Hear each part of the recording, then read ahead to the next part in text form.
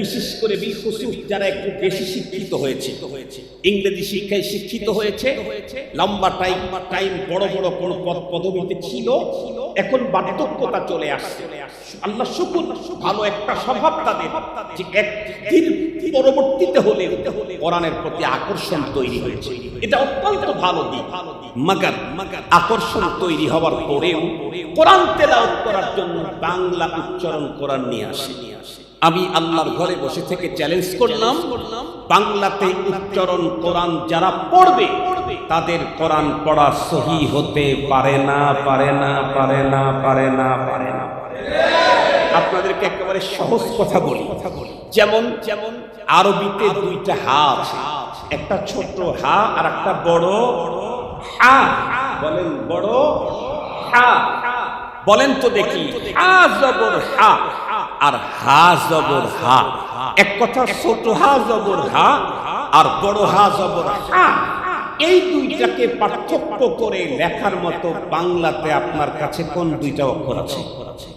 কথা বলেন, কথা বলেন, কথা বলেন। ও যেটা লিখবো সেখানেই হয় আকারে এই হা হা, ছোট হা না বড় হা? হা হা করতে জীবন যাইব, খুঁজে পাওয়া যাবে না।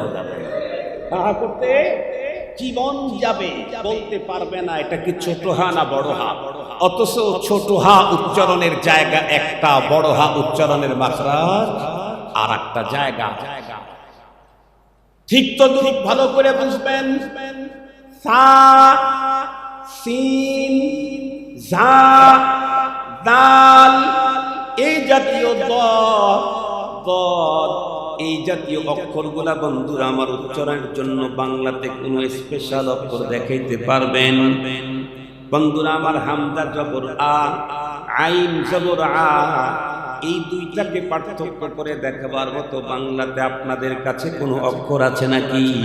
তার মানে হলো যেই মুসলমানটা বাংলা উচ্চারণ আল্লাহর কোরআন পড়বে, নির্ঘাত এই লোকটা অশুদ্ধ পড়বে। আর যেই ব্যক্তি এমন অশুদ্ধ পড়ে, কোরআনের সঙ্গে সঙ্গে তার উপরে অভিশাপ ছেড়ে দেয়।